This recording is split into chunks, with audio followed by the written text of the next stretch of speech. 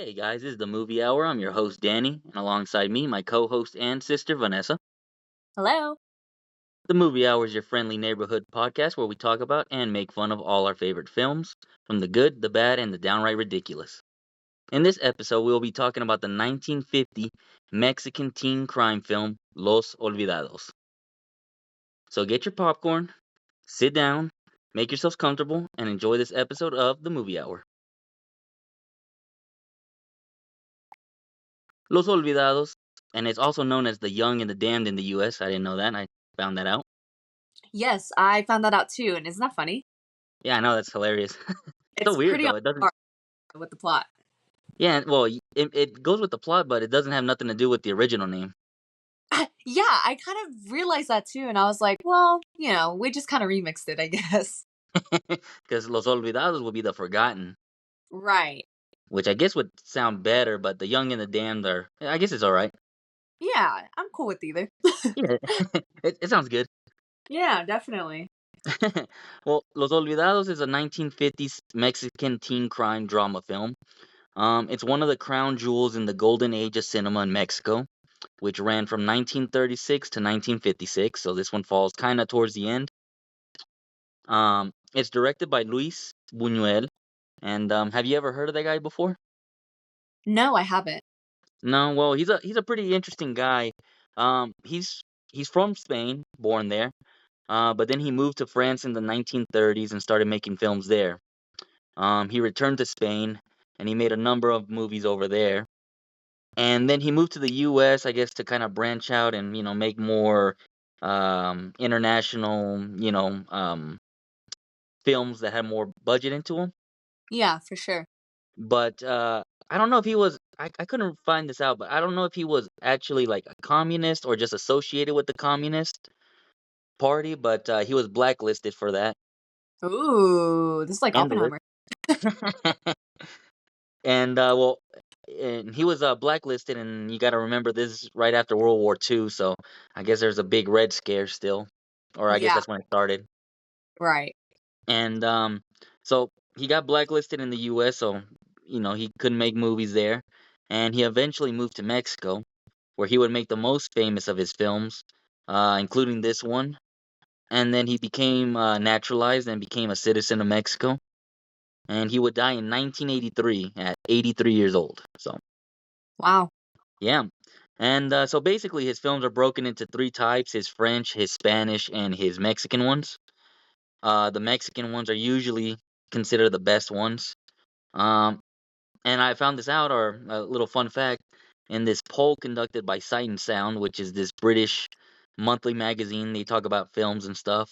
Seven of his movies are actually in the top 250 movies of all time. Wow, that is crazy. Yeah, so he's got a lot of good ones. Yeah, he knows what he's doing, I guess. I guess so. um, his films are usually like artsy, surreal, unconventional, and usually he's known for a lot of political satire. Oh, okay. Cool. I watched a couple of them and I like them, but there's some of them that I kind of don't understand the point. It's kind of too artsy for me. Right, for sure. But they're really good. Um, so Luis Buñuel, he directed a number of films. His most famous ones being El Ángel Exterminador, The Discreet Charm of the Bourgeoisie. I hope I said that right. Yep. Uh, Viridiana and Ensayo de un Crimen, which I've seen that one, and that one's really good. It's on YouTube. It's this black comedy one where the guy he's trying to kill people, like he's a serial killer, but like right before he kills somebody else kills them or they die on accident or something. Oh my gosh, that's hilarious. So it's kind of a black comedy, but it's pretty good. It's on YouTube if you ever want to see it. It's I recommend it. Okay, yeah, that definitely sounds up my alley. Yeah, I think you would like it. It's black and white too, like this one. So, Cool. um, I like black and but white movies. yeah, me too. So the film's cast includes Alfonso Mejia as Pedro, Roberto Cobo as El Jaibo or the Crab, Stella Inda as Pedro's mom, Miguel Inclán as Don Carmelo or the Blind Man, and Mhm. Alma de Lía Fuentes as Meche.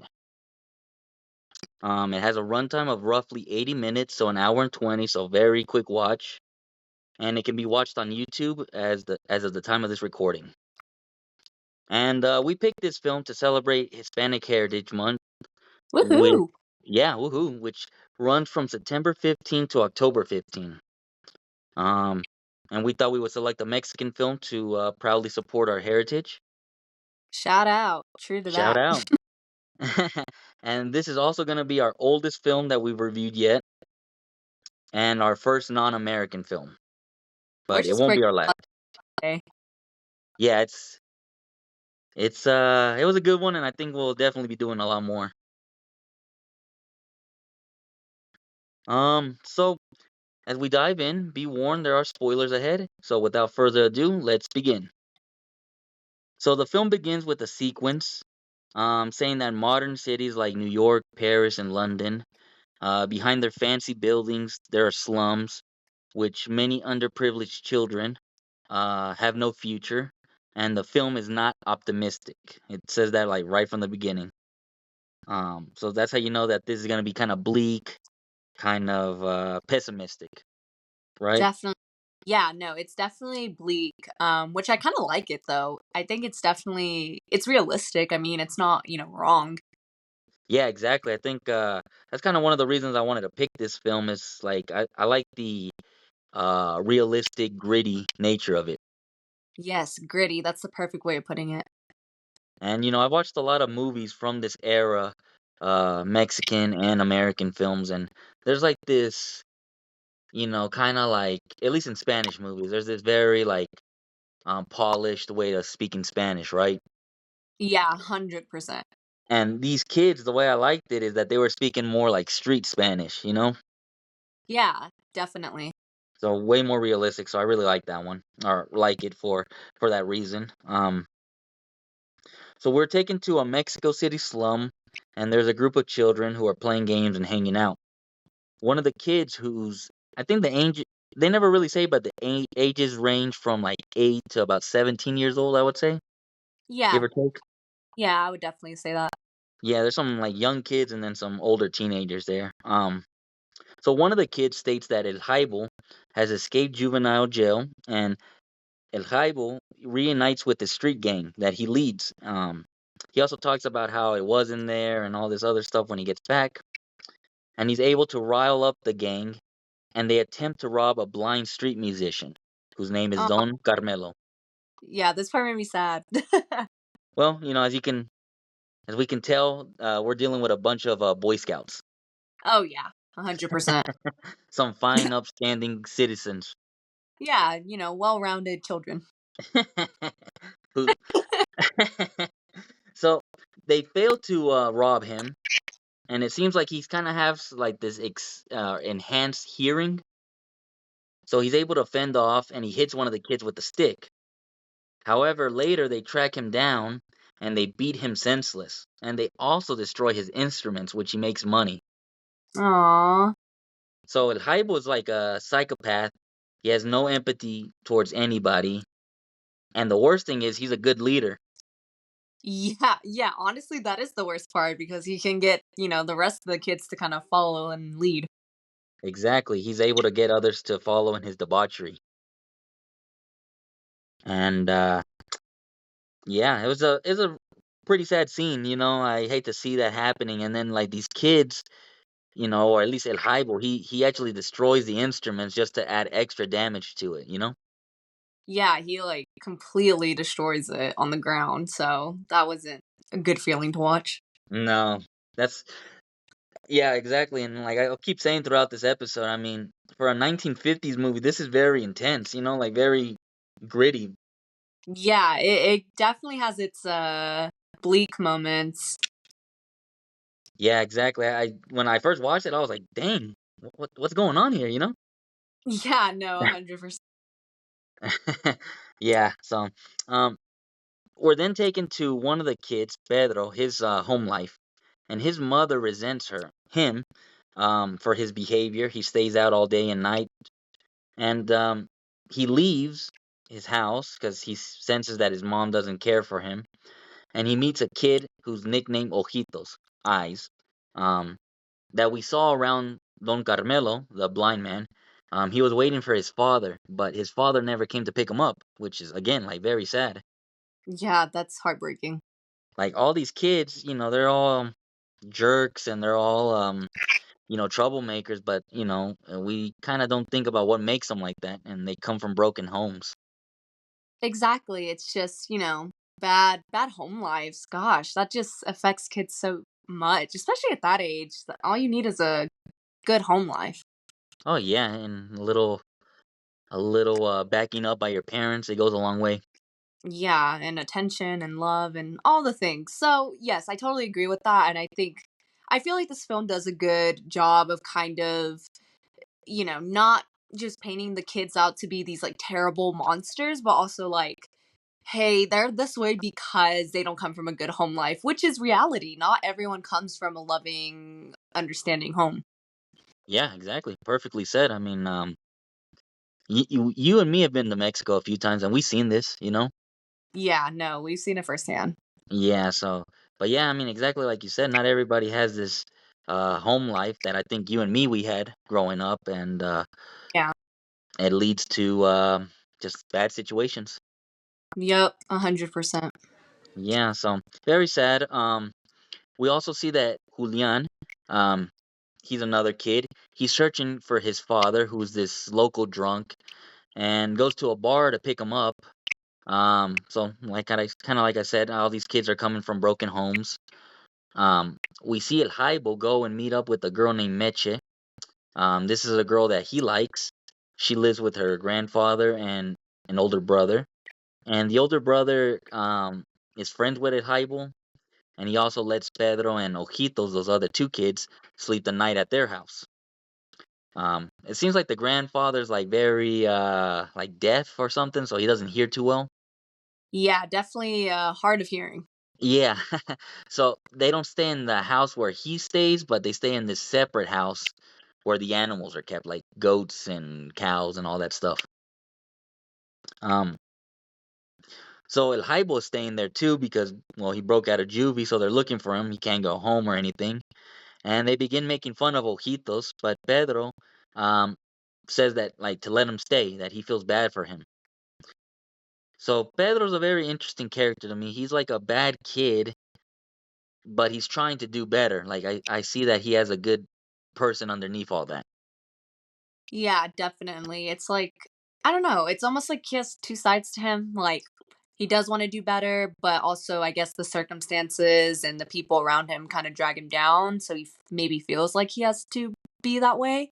Right? Yeah. Um, so yeah, no, I agree. I think it is interesting that he's not all bad, but he's not all good. It's kind of like this toss up between the both. Yep. Exactly. And it makes them more realistic. I think that's how we kind of all are. We have good and bad in us. Oh yeah, definitely. Every single person. Right. So that's what I like about it. This movie as well. I think it makes more realistic characters. They're not all goody good shoes or they're all bad guys, right? They all have good and bad in them. Yeah, 100%. So, with the help of Pedro, El Jaibo was able to track down Julian, who's the kid that was looking for his father. And he's also the kid that supposedly sent him to jail, or at least El Jaibo thinks that. Pedro warns El Jaibo that Julian is tough and he hits hard. And as a result, El Jaibo puts his unharmed arm, so his arm is fine, he puts it in a sling, but he also hides a rock in it. And he confronts Julian, who denies that he reported him to the police, and refuses to fight El Jaibo because it would not be a fair fight, but tells him to come back when it heals. So Julian stands on business, is all I'm saying. Yeah, I think that's what we got out of that. Because if I was that dude, I saw some guy with a broken arm and he's coming over here starting beef, you better believe I'm hitting him. Right? Yeah, I mean, like, well, you wanted this, so. Hey, I'm a man of the people. I give the people what they want. Yeah, no, I respect that. So as Julian starts walking away, El Jaibo hits him in the back of the head with the rock that he hid in his sling. Mm. He beats Julian heavily with the stick, and to add insult to injury, he takes his money and also ends up killing him. Although at the Gosh. time he doesn't think that he killed him, he just thinks he's unconscious. And El Jaibo warns Pedro not to report the crime and shares in the money, also making him an accomplice. See, he was playing it smart though, because he was like, "All right, I'm gonna give you some of this money, but now your hands are dirty with me." Right. And yeah, I mean, I never thought of that. That's true. I guess that's a way to kind of like insurance, right? Yeah, definitely insurance. All right. Yeah, that's a good point. I didn't even think of that. We then see Ojitos, the kid, um, who was staying with Pedro and El Jaibo the night before, and he's offering the cross with the blind man, Don Carmelo.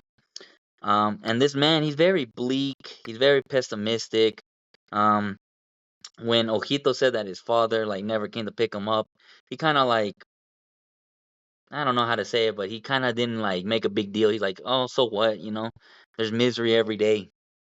Yeah, definitely like brush it off, you know? Yeah, brushed it off exactly. So very bleak, and he's just like, there's a lot of misery every day, and but he offers the boy food and shelter if he helps him, and since he comes to the market every day, if he ends up seeing his father, he can go back with him. So, like I said, he's not a horrible person. Later on, we'll discuss that, but right there, I guess that was a good deed that he did. Yeah, yeah, that was a good deed. I'll agree with that one. Right. And he also is shown to help Meche, which is the girl that El Jaibo went to go see. Her mother is bedridden, and he helps her, I guess, with these trying to heal her, kind of, you know, witchcraft kind of things that they do, you know? Yeah, definitely. Especially in this time, it kind of makes sense. Yeah. Um, I don't know why we're like that, that we do like stuff like that. Like I want to say witchcraft, but it's definitely like medicinal. Yeah, yeah, it's definitely yeah, medicinal. Yeah, like I have you ever heard where you like what is it if you start burping or if a baby's like burping or something like you put like a little red string on his head? Yep. Yeah. So Gosh, we're crazy. Where we come up with these things? and Vapuru is like the heal all save all thing. I do. Hey, man, they kind of had a point with that one. That one does kind of work, I'll admit. Yeah, that one. Let's not go too hard on that one.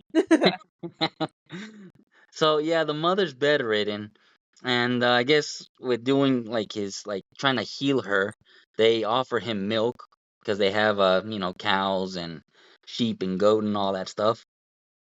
So that's kind of how he eats as well. We later see El Jaibo and his gang harass and rob a man with no legs who's strolling down the street. So Harsh. harsh. So as you could tell, they just pick on people that they can basically bully. Yeah, that's a They good can't defend point. They themselves. really do just pick on people that they know they can like overpower. Yeah, because they do a blind man and then they do a guy with no legs. Damn, it's Yeah, it's tough out here. it's tough. Yeah, like I said, fine, upstanding citizens. Right. Yeah, so this man, he has no legs and he's strolling down the street and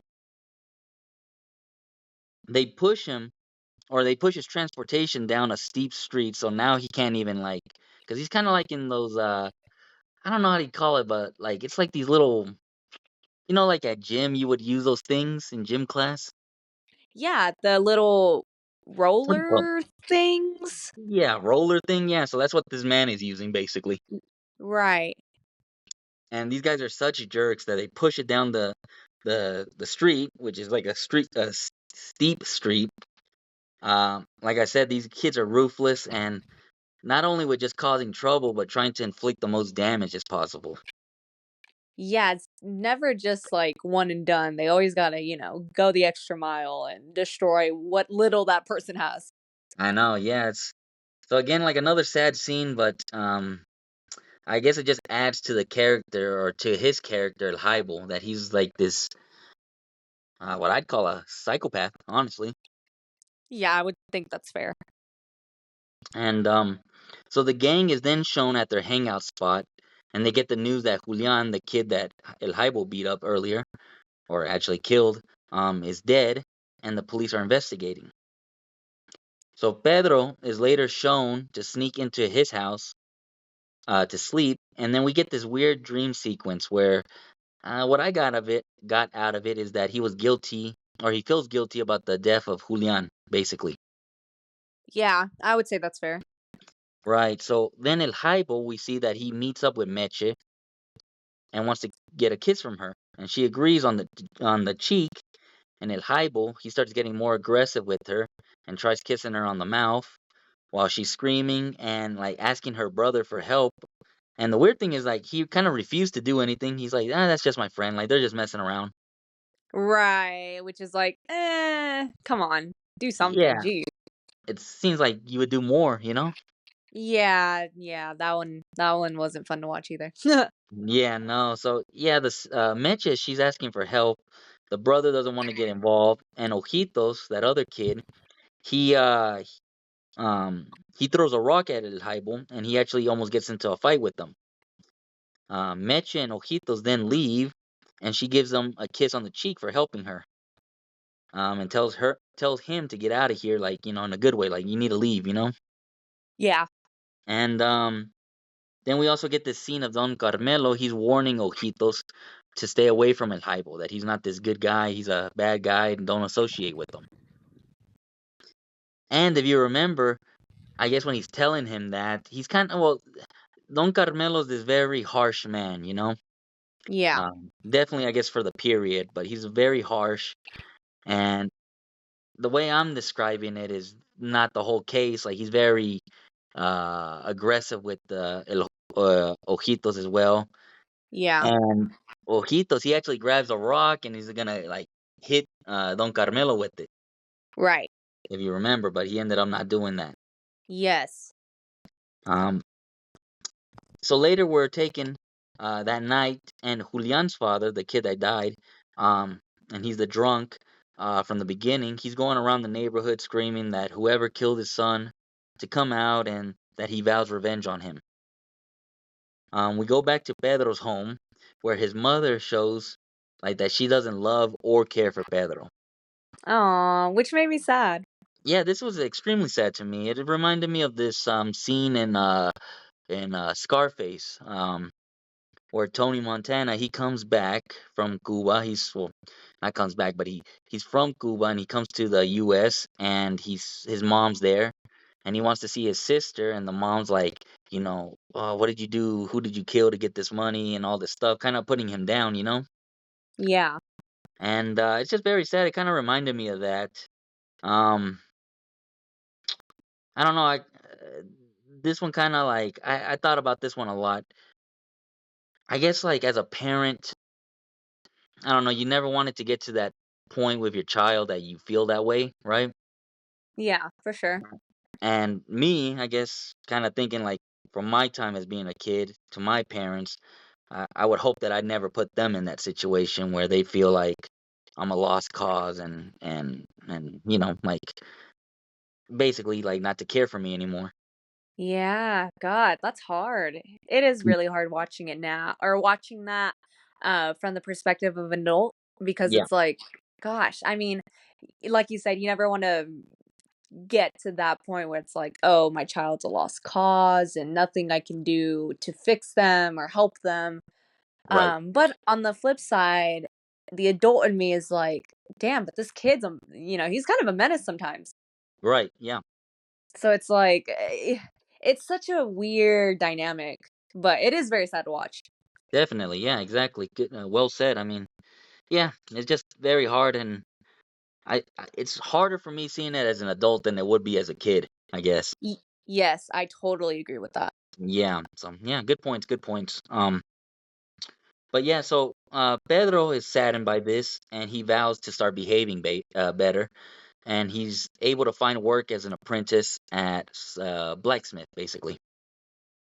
Um, One day at the blacksmith, Pedro is charged with being, I guess, in charge while the boss steps out for a few minutes.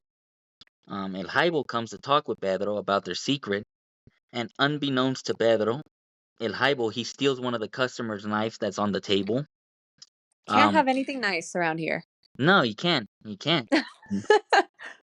You try to look out for somebody, and then they like do stuff like this and mess it up for you. Exactly, and that's why you need to watch who you hang out with. Exactly. But El Jaibo, he's like in a way, and I guess this is like for most psychopaths, but he's kind of charming. Oh, yeah, man, yeah, definitely charming, definitely likable, like, Yeah, it's very exactly. weird how they could turn it on like that. Yeah, it's weird that he's like this bad guy and you know it, but like he's also a likable guy, charming, and I don't know. I would see myself even as a kid having a hard time. Like I'd be like, no, he's pretty cool. He's a cool guy. Oh, yeah, and especially at that age where you can't really, I guess, see someone for who they really are. Even as an Right. adult, it can be hard, but especially as a child, it's like, "Hey, this guy, he's kinda cool." Exactly. Yeah. Yeah. So that's what I don't know. El Jaibo's character is one of the more fascinating characters in a movie that I've seen. Yeah, he definitely is fascinating. He's an interesting one. Yeah, he is. He really is. Um, So after he steals the knife off the table, we cut to this weird scene with El Jaibo. He's at Pedro's house, kind of looking for him, but also I don't know, I get the sense like he was trying to seduce or flirt with the mother. Right. And he even stated like, "Oh, I wish I had a mother like you," and this and that. And Weird. yeah, it was very weird, but like for a Luis Buñuel film, it's not that weird. It's actually like kind of normal.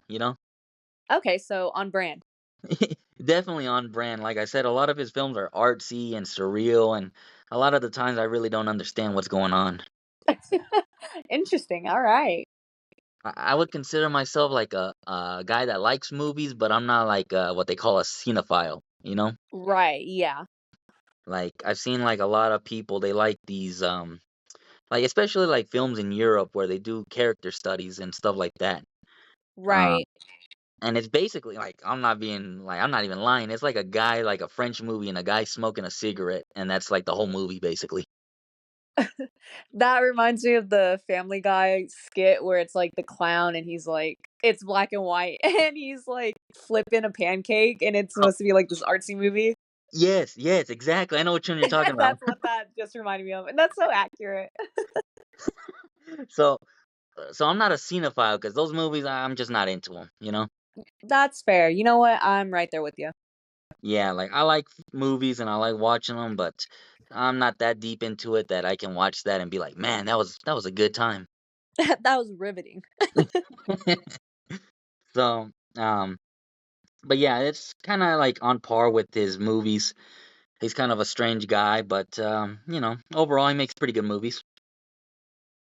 Um, Pedro is accused of stealing the knife, and he's sent to this juvenile rehabilitation program, which they call the farm school. The police are also like kind of concerned that Pedro's mother, um, she lacks this affection, Oh, yeah. and they're like, "Whoa, like you're just like you're kind of cold to your own child." And Pedro even calls it out and says, "Well, you wanted me here. Like, why are you crying now? Why are you trying to, be friendly with me now?" Basically. Yeah. While in the farm school, he gets into a fight, and he also kills two chickens. And like I said, this is pretty intense, violent for a '50s film. Um, yeah, he gets like a stick and just starts killing the chickens. And I would hope they're like special effects or like not real chickens, but in these times and then in Mexico, there's probably no regulation in it. Oh, yeah. I would not be surprised if it was actual chickens. Yeah, no. So I was like, damn. That the first time I saw it, I was like, whoa. Yeah, it's a little intense. Yeah, even though it's like a chicken, but still, I wasn't It's expecting that. yeah, it's never a good feeling to watch it, or at least I think so. No, like you know what I remember the first time we went, or one of the first times we went to Mexico, and we went to this rancho, and I remember like they got a chicken and then just started like kind of like cracking its neck basically, Ugh, spinning it, and then they put it right? down and chop the head off, but then it starts like moving. Oh, right. And the first time I saw that, I was like, whoa. Dude, they're built different out there. Well, I guess like being kind of more what's the word, like, city, you know? We weren't used to Yeah, that. definitely. Yeah, they're a little more rural out there. Yeah, like, the most that we ever got to, like, ranch is just, like, you know, playing outside. We never really Yeah, went on horses or nothing like that. I know. So, yeah, but anyways, the, principal of the school, he tests Pedro by handing him a $50 or 50 peso bill to go run some errands, which he accepts, and he leaves with the intention of fulfilling that promise. Um, as soon as he leaves, of course, he runs into El Jaibo, Of course. of course, and he ends up stealing the money, and upset that his attempt to be good was foiled again, Pedro tracks down El Jaibo and fights him. The fight ends in a stalemate, and there's also like this small crowd that forms around it, just like any fight, right? Naturally. Naturally. And Pedro announces to the crowd that El Jaibo was the one who killed Julian. Um, Drama. Drama, scandalous. Yeah, that is scandalous. El Jaibo flees, and Don Carmelo, the blind man, he hears the accusation and he tells the police where and what time El Jaibo comes. I guess they all kind of live together, so he kind of knows what time he comes in and out. Right. And Pedro, he wants to track El Jaibo down, but this time to murder him, killing him. But El Jaibo ends up killing Pedro, and while fleeing, El Jaibo encounters the police. And as he tries to run away, the police end up shooting him and killing him.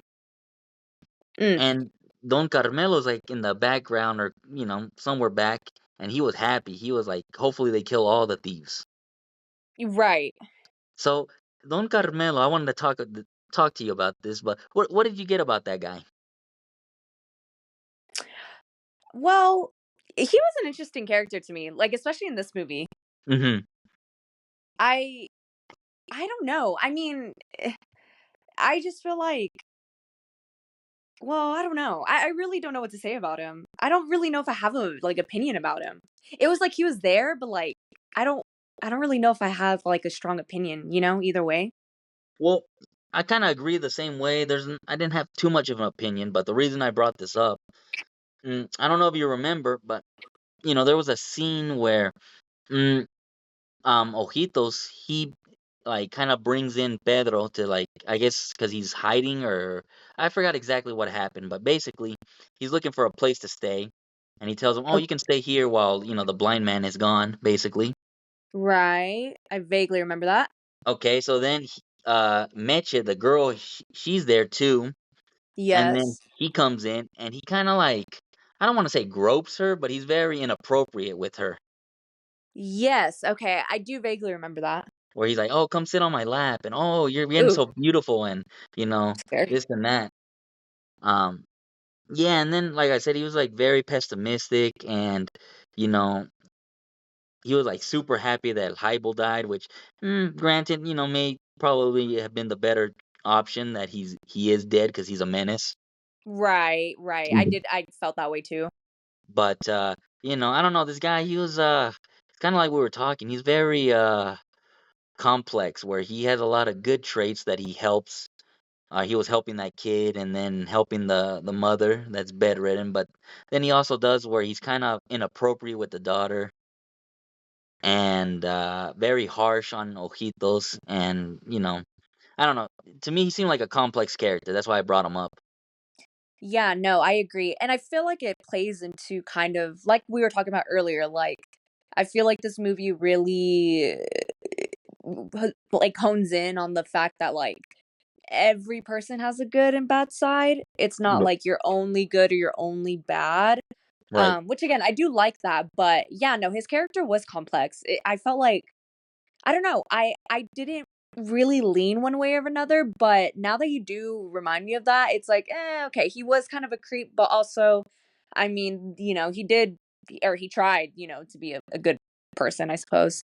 Right. Yeah, yeah, exactly. So, yeah, anyways, that's kind of why I brought him up. I just thought, like, at first I was kind of like on his side, and then like that Right. scene kind of like, I don't know, he's kind of a creep now, you know? Yeah, definitely. That's a good way of putting it. Like you want to be on his side, but then I don't know, you kind of put me aside a little bit. Exactly. So, anyways, I just brought it up just to see what you thought about it. All right. Yeah, so Meche and her grandfather find Pedro's body in their shed, but not wanting to get involved, they dump his body in this like garbage covered cliff, basically. And on their way, they pass Pedro's mother. So just see how messed up this is. They're basically carrying him, and they pass the mother.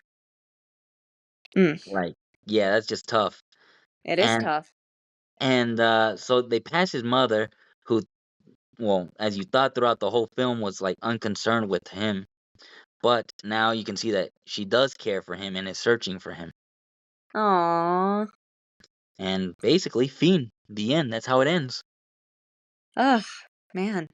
Yeah, Tough movie, but good yeah. movie. Tough movie, exactly, but a good one. Yeah, exactly. Yeah, this was my film recommendation actually. Yeah, can you tell the audience why you chose this film? Yeah, I really enjoyed this one. I saw it earlier this year, a few months ago, and I was basically the way I came across it is that I was looking for good Mexican movies, and this one just kept getting recommended constantly, and um, I like movies from this era, from the golden age. So, Right. yeah, so I decided to watch it. I saw that I was on YouTube, and I love the black and white aesthetic. Kind of like I said earlier, I've seen a lot of films from the 50s, 60s, and stuff like that. And what I really like about this one is that it was very edgy, especially for its time. Okay, Um, yeah, I would agree with that. yeah, the kids, they speak more like street kids, they have slang, and they're not using this proper high class Spanish that we hear in other films from this period. Um, and like I was saying earlier, too, it's gritty, it's dirty, it's realistic, which I really enjoyed. Um, It's also bleak, and I guess I'm not like a huge fan of bleak, but this actually works very well. And it has this common theme, I guess, at least that I thought, for all the characters of misery. Like, Ooh, yes. all in misery, basically. All the characters, in one way or another, are miserable. Uh, Yeah, absolutely. That's a good point. yeah, so, um, I also thought the acting was really great in this. The script is very simple, but very well done and effective. So yeah, this film is a classic for a good reason, and I think it deserves to be like ranked as one of the better films. All right. Well, great. I agree with everything you just said. So awesome. Awesome. All right. So we'll go to our rating. If you don't know, our rating system is 1 star is equal to 1 tub of popcorn on a scale of 10. Since this was mine, I'll let you go first and see what you think of it. All right. Well, I give it 7 tubs of popcorn. 7 tubs. Okay. I give it 7 tubs because I really like this movie. Okay. Despite what you said, I know, you don't necessarily lean into the bleak type of movies. Right. Me on the other hand, I tend to love those types of movies. I feel like they are the type of movies that stick with you and that you Right. think about. And I feel like this movie is definitely going to be one of those that I think about and will probably rewatch, every couple of years. Right. Um, I really did like the film. I really like the characters. They're very complex and like we've been kind of talking about, they have this good side and bad side and some characters deal more with the bad side and some characters deal more with, fighting between the good and the bad and all of that, which I think is so realistic because like we've been saying, every single one of us, we are not angels, but we're not all devils. We kind of Right. lie in between there, depending on the day, depending on the situation. Right. So I really, really like that.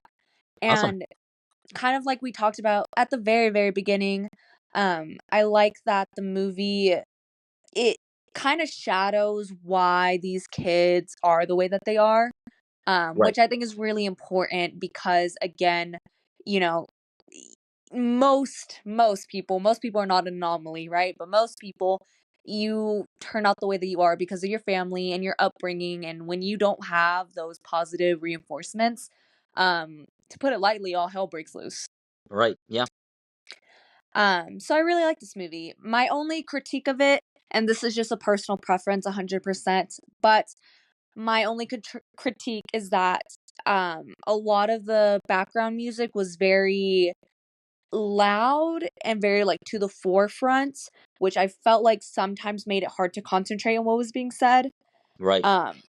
So that's only, and I know that is very common in this kind of time period of movies, because this is not, the only black and white film that does this, but, that's pretty much my only critique, but besides that, I do like the movie, and I feel like for the listeners, this is definitely an acquired taste. I wouldn't say that this is a movie that every single person would like. Right.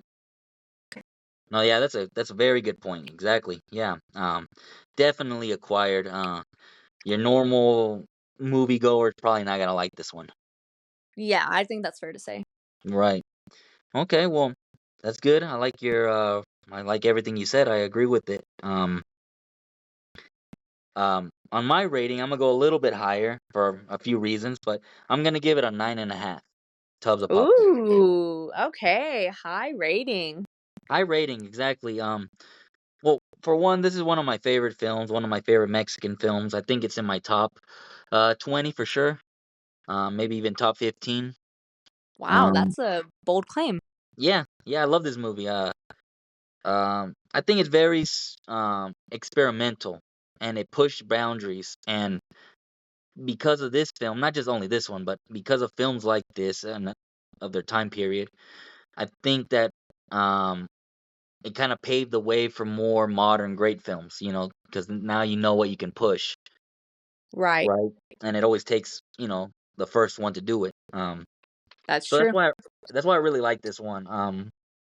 And one of the other reasons that I gave this film such a high rating is that I really, really, really enjoy the character El Haibo. Okay, To me, he's one of the most realistic portrayals of a psychopath, sociopath that I've ever seen in a movie. Um, yeah, I would agree with that. yeah, like we've been saying, he's kind of like he almost checks all the boxes of being like a serial killer, where I think serial killers I don't know most of the time, but like Ted Bundy, he was very charming, right? Oh, yeah. And that's kind of what I see from him. He's very charming. He's a great leader, which is bad because he's a bad person. Oh, yeah. Yet he's somebody that I think even if I was a kid seeing all this bad stuff, I would still gravitate towards him because I don't know, he has like this cool factor, you know? Yeah, 100%. Right. So I don't know, I really enjoyed his character. He's one of my favorite characters in like movies in general. And I don't know, for like people that haven't seen this film, I guess the closest comparison I can make is in No Country for Old Men, Javier Bardem's character. Oh, yeah. Uh, Basically, it's kind of like that. In that film, it's a little bit more an exaggerated take, kind of. Yeah. But in this one, it's more realistic, and I don't know. So I really like that. So that's why I give it 9.5 tubs. Okay. Well, hey, that was a really good comparison, and I didn't think about that, but I totally agree. It's definitely No Country for Old Men just before that movie ever existed. Right. Right. So yeah, kind of like I was saying, it's movies like this that push the way that we get all these new movies today. Um, Yeah. No, I think you're 100% right, and yeah, I agree. yeah, awesome. Well, so, like we always do in every episode, we try to give a movie recommendation to all the listeners. I'll go first. My movie recommendation for the week is Amores Perros. Um, this this film I love, love, love. Um, and it's probably my second favorite film of all time. I think just slightly Wow. below The Godfather. But yeah, this movie has a lot of sentimental value to me. To me, it's the best Mexican film of all time, and All just one of the right. best in general. It's kind of like Los Olvidados, where it's very gritty, realistic. It shows the lives of three separate people, and they're all being united with the common theme of dogs. But it also shows violence and inequality, kind of like in Los Olvidados. Um, for English speaking world, the closest comparison would be like Pulp Fiction, kind of where the stories kind of mesh together, Yeah, uh, definitely. basically. So Amores Perros is basically like Los Olvidados, where there's like a lot of misery throughout the film. Um, and since it's kind of more of a modern, I mean, it was made in 2000. I think it's more around my time. So I think it perfectly like encapsulates that feel and realism that I would imagine Los Olvidados did in the 1950s. All right. Awesome. That's a Oh, great recommendation. and also real quick, fun fact: Los Olvidados was a major influence on Amores Perros, which was stated by the director. So there you go. All right. There you go. Good. I love it. Good fun fact. All right. So what's your movie recommendation? My movie recommendation would be Roma. I love Roma. that movie. Um, it is a movie about a housemaid in Mexico and kind of her trials and tribulations, Right. being a maid for this very rich family. And it's a movie that talks about class and colorism and, war. And it's a very good movie to me. It's definitely a slow movie, Right. which, depending on who you are as a person, you either love it or hate it. Me personally, I think the movie does a great job of keeping you in my opinion. Right. I love it. And, I think it's a great movie. And I feel like if you like this movie, the one that we're talking about today, then you might maybe lean towards Roma a little bit. Yeah. Um, I feel like, kind of like in this movie with class and things like that and, violence, I feel like those themes kind of tie together. Yeah. No. Awesome. That's a great recommendation. Very good. Yeah. Love it. Cool. And that one's kind of like we were talking about. It's kind of like an acquired taste. Yes, definitely acquired taste. I believe you can watch it. It might be Yeah. on Netflix still. Yes. I think so. It's a very good movie. I do recommend it. And also, Billie Eilish made a song for that movie. Did she really? Yeah, she did, which is super random. No, I didn't know that. So there's my fun fact. There you go. You learn something new every day. Right? Awesome. Well, yeah, that's a great recommendation. Um, yeah, so quickly before we end this episode, I wanted to talk about the next few podcasts. So we got some new news, I guess, exciting news, for Yeah. the entire month of October. So there's 5 weeks. We're gonna be doing 5 podcasts. We'll be reviewing our favorite horror films. We'll be doing a comedy horror, a supernatural, a psychological, a demonic, and a slasher type horror film. Woohoo! For Uh, spooky month. spooky season, yeah, and it's officially gonna kick off. And my co-host, so Vanessa, she'll be narrating 2 of the 5 episodes. I'm so excited. I cannot wait to narrate for you guys. And I feel like it's going to be a fun little twist to what we've normally been doing. Yeah, it's gonna be fun, kind of being in the backseat. Definitely. So yeah, we're gonna change up the format just a bit. Try to keep things fresh. And then eventually, I think we were talking about this last time that we want to get like some guests to help us review some films. Yes, absolutely. We definitely want to get some guests on here and just see their point of view and what they can contribute and all of that good stuff. Yeah, and it'd be fun to do like a 3-person podcast. Oh, yeah. That would be so fun. Yeah, so we're gonna start with people that we know, and then hopefully, as we get more audience listeners, hopefully do some with some audience members. Yeah, that'd be so fun. Yeah, that'd be fun. So yeah, but we'll keep you posted on that. And do you have anything else you'd like to add? I do not. Really, all I have to say is that I'm super excited for next month, and I hope you guys enjoy it. It's gonna be a full month of spookiness, which, if you haven't, noticed already, this is kind of up our alley. Yep, So I feel like the next couple episodes are gonna be really, really awesome. definitely. And we got some good ones, some really good films that we're gonna do. Oh yes, very, very good films. Very good ones. So yeah, so if you don't have anything else to add, I don't. I do not. Okay, so we can go ahead and wrap up this episode of the Movie Hour. Thank you guys for listening, and we will see you on the next one. See ya. See ya.